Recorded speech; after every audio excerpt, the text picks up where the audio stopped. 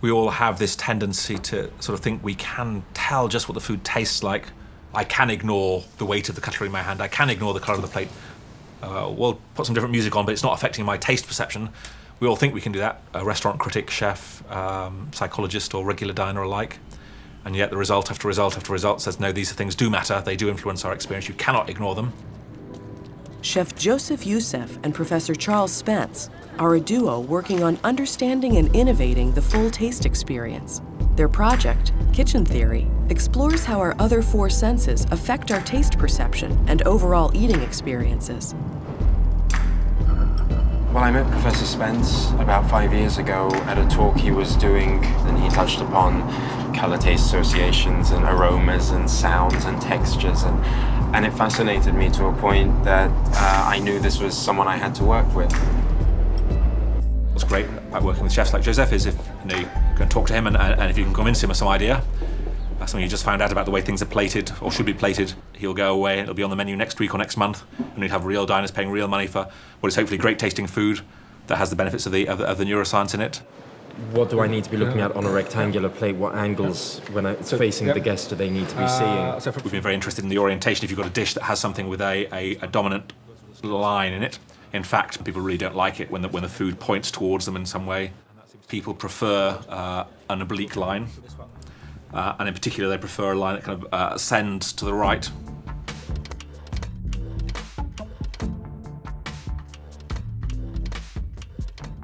Our eyes give us all the information we need about a food, and we kind of reach back into our memory bank of all the foods we've ever eaten and kind of think, right, what's that red thing on the plate? Well, it could be, potentially strawberry because it's red, it looks like a mousse, it looks like it should be sweet, and everything I've eaten that's red and that's a mousse and that's in that shape has always been sweet, so that's probably going to be a strawberry mousse or a berry mousse.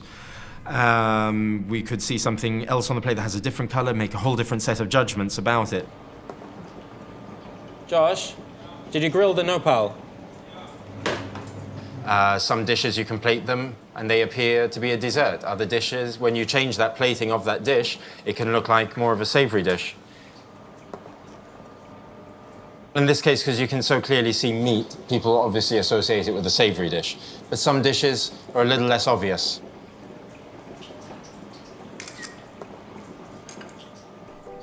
People associate colours with tastes.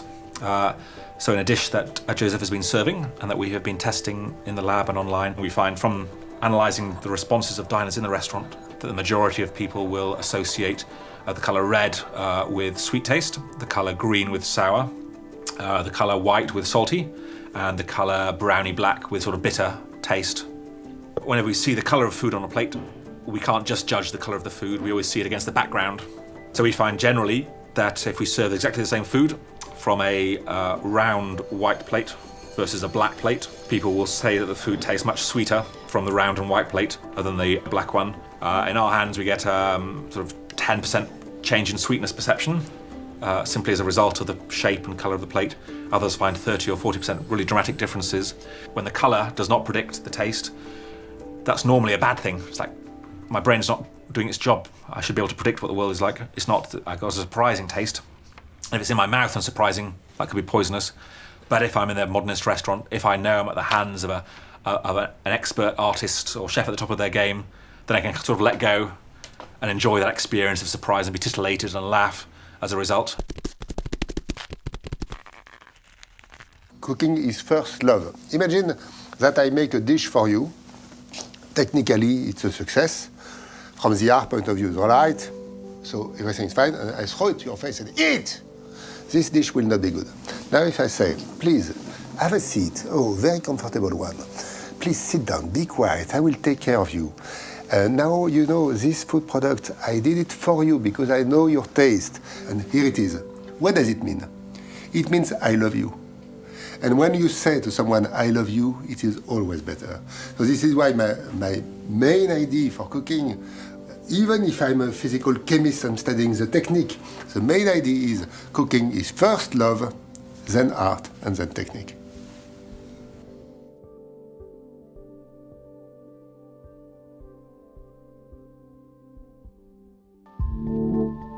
By cooking with steam, ingredients retain more of their natural colour and texture.